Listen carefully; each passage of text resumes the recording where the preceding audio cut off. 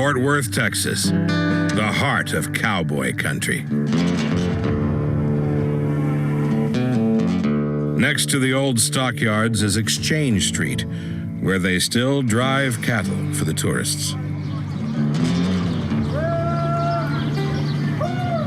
It's a reminder of perhaps the most evocative journeys ever taken through the American West. The journeys of the cowboys driving the longhorns to markets in the North. Frank Milano explains how the cattle drives began. In 1865, after the Civil War was over in America, Texas had fought on the Confederate side, which was the losing side. When the Confederate soldiers got back home from the war, Confederate money had no value. There was no gold or silver to back it up. So the state of Texas was basically broke. But up north, around Chicago, New York, and Boston, they had machinery, they were prosperous, they were doing well, they had won the Civil War, and they had money. But they didn't have one thing, and that was meat. Some of those Confederate soldiers got the idea, why don't we do a trade-off? We give you our cattle, you give us your money.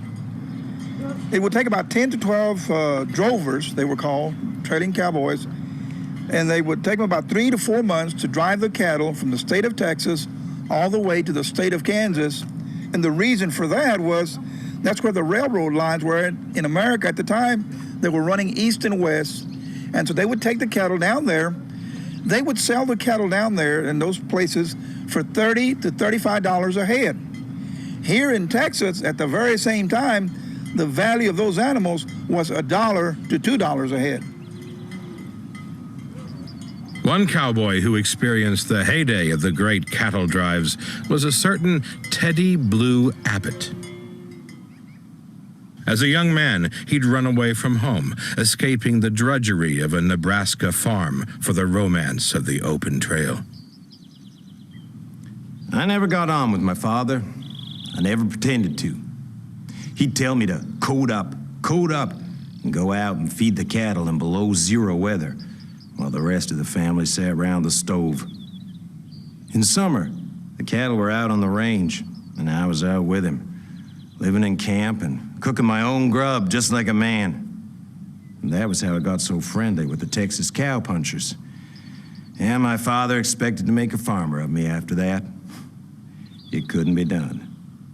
One night he said, "You take Kit and Charlie tomorrow and plow the West Ridge." Like hell I'd plow the West Ridge. And when he woke the next morning, I was gone. Teddy Blue made his way south to Texas, and he signed up with Print Olive, a notoriously tough trail boss.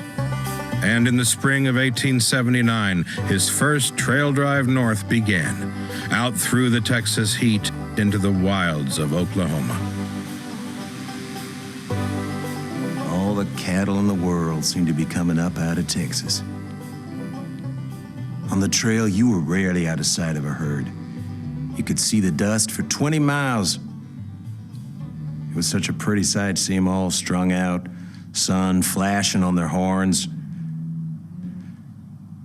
The average crew was 11 men. 2 men in the lead were the point men, then the 2 behind them on swing, 2 on the flank, and 2 on drag in the rear. With the cook and the horse wrangler and the boss, that made 11. Poorest man always worked on drag. I've seen him come off a herd with dust half an inch deep on their hats and thick as fur in their eyebrows and mustaches. And if they shook their head, dust would fall off them in showers. The life of the cowboy was not a very glamorous life. It wasn't a John Wayne type of a life. The cowboy is going to have to be away from his family, from his home, from his loved ones for about 3 to 4 months. Not only that, he's going to be on top of a horse from the time the sun goes up in the morning till the time the sun goes down. And if you've ever been out here in Texas and seen some of these 100-degree weather days, you know what I'm talking about. The sweat will come out from you of places you never even knew you had.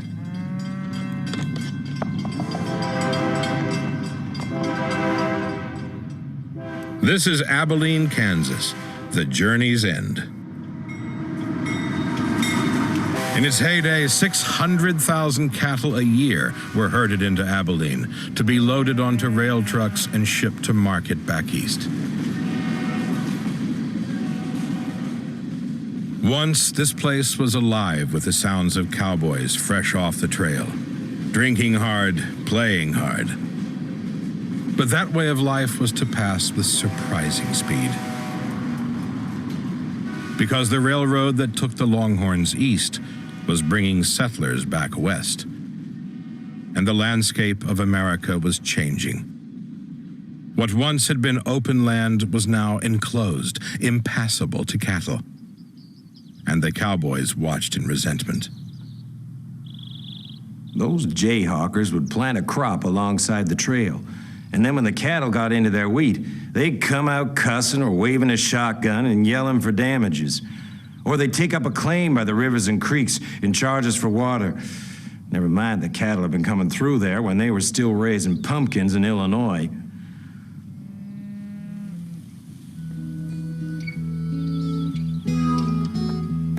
The cowboys, like the Indians, needed space to survive. But the days of the open range were over. And so in 1883, in one last drive, Teddy Blue herded Longhorns up through Nebraska, north and west, to the one last belt of unsettled pasture on the Great Plains, Montana, Big Sky country. And here a new breed of cowboy emerged. No longer drovers, but ranchers, working their cattle on vast tracts of land they themselves enclosed. Teddy Blue built a ranch and raised a family, and he watched as civilization caught up with him. When I came, it was virgin country still, with long grass for the cattle and hostile Injuns our only neighbors. But within a few years, it was all transformed. There was a town of Fort McGinnis and another at Maiden, and the railroad went right through Montana. Fences and sheep and settlers were coming in, and the old-time big cow outfits were going out. Nothing was like it used to be anymore.